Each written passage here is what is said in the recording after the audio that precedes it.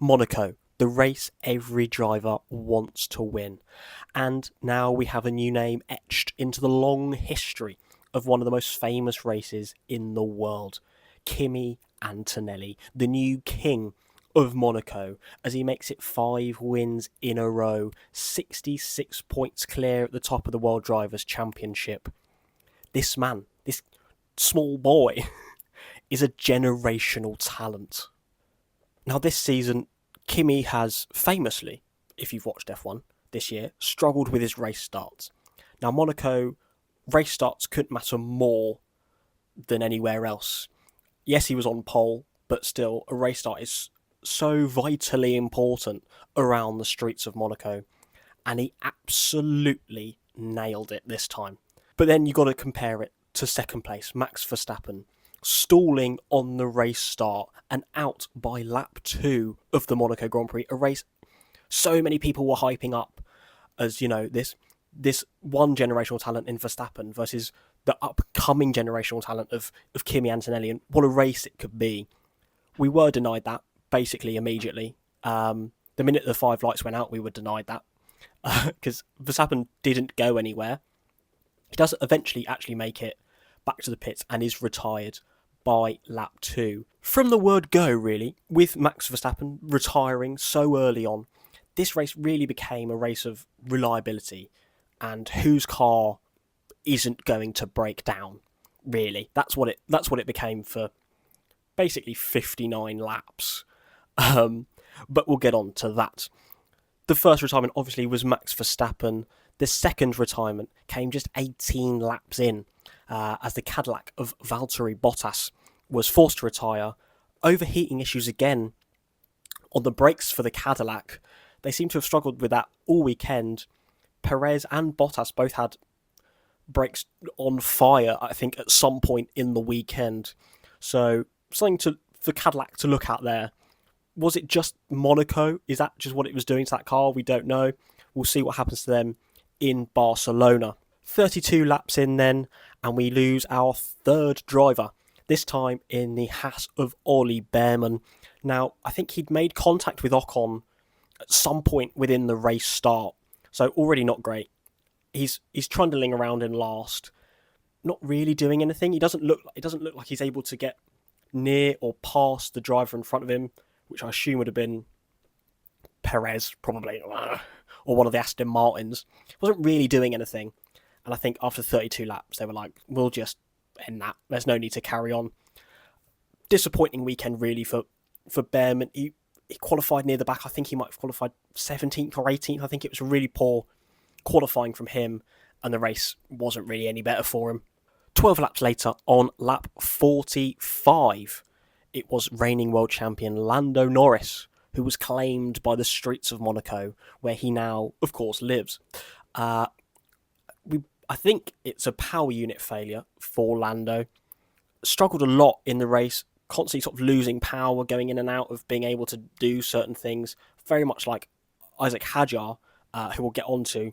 But again, both of those drivers seem to just struggle with the car just not doing what they want, basically. Very odd.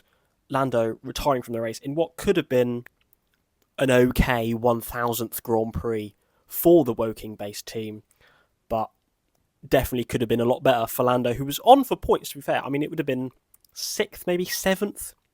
Was stuck behind Gasly pretty much straight after turn 1. But it would have still been good points in what has been, you'd argue, a disappointing season so far for McLaren. I mentioned it earlier, but this race, it took its time to get going. And 60 laps in, we get the first real crazy bit of drama.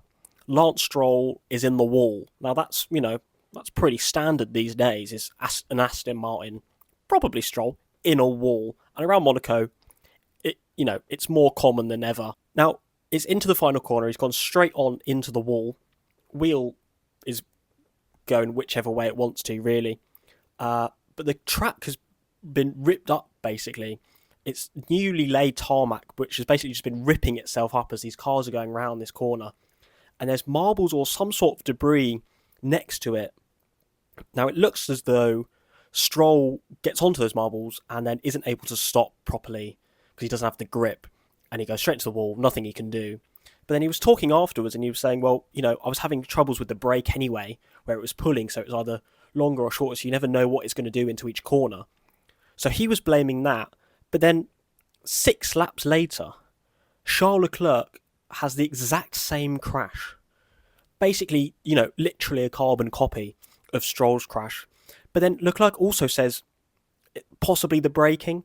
Leclerc refuses to take any acceptance of that being his fault, that crash, which is sort of fair enough. It's difficult because both drivers are saying it's their cars specifically that have caused it, but it's difficult to ignore all the debris and the marbles and the track ripping itself up as to how that would not be part of the issue. Somebody needs to check the record books, because I'm convinced there's never been a race in the history of Formula One with so many penalties given. Because what was going on at the pit entrance in Monaco this year, just any driver who pitted seemed to get a 5-second penalty for speeding in the pit lane. Now, the pit lane limit is lower in Monaco. Almost every driver that was pitting was just getting a 5-second penalty. There's no idea if these drivers are actually speeding or not, or something was broken on the contact patch in the track. So someone needs to check that. Has there ever been more penalties and investigations in one race? Now, someone who was done over by the penalties, the various penalties they were getting for infringements and speeding in the pit lane, was George Russell. Didn't finish in Canada, really needed a good race in Monaco. Russell had a horror weekend in Monaco. Didn't qualify near his teammate. I think he was 6th or 5th in qualifying. He then gets a 5-second penalty for the speeding in the pit lane and doesn't serve his penalty when he then pits. So then he gets drive-through penalty during the red flag, which is after Leclerc's crash, because they're checking the track and fixing it and sweeping it all away. And so he finishes rock last, I think. I think he might have taken one position. I think he gets past Colapinto in the end. Now, it wouldn't be Monaco without another retirement. Carlos Sainz was doing very well. He was in the points. I think both Williams were in the points for a little while. And they're doing some fun little strategies of let's hold these people up and then let's get both points. I don't know if Alex finishes in the points in the end, but Carlos Sainz on the restart, so they've red flag, let's all do a standing start again. Lovely stuff. Into the hairpin, Sainz is hit by Hulkenberg, is like slammed into the wall. So his rear wheel just goes like slammed into the wall. He keeps going.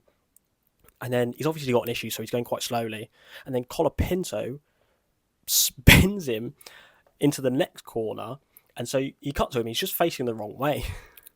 But he's obviously out because he can't drive his car properly. But Lewis Hamilton, 2nd place, equaling the record for podiums in Monaco. 8 now up there, just him and Senna. No other drivers have more than them around the streets of Monaco, which you just know will mean the absolute world to Lewis. So that's lovely. And it's also a race of firsts, actually, for what could potentially be 3 drivers and 2 teams.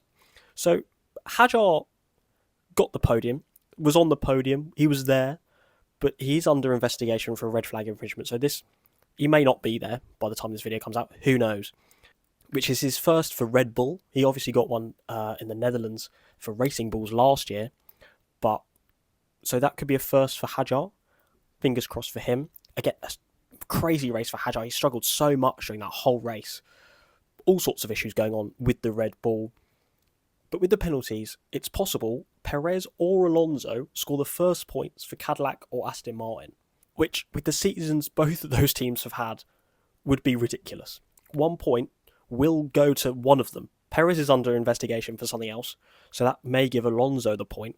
But if Perez doesn't get the penalty, then he will stay 10th and score Cadillac's first points in Formula One. Unbelievable. I've run out of things to say. I've run out of breath. Next race is Spain.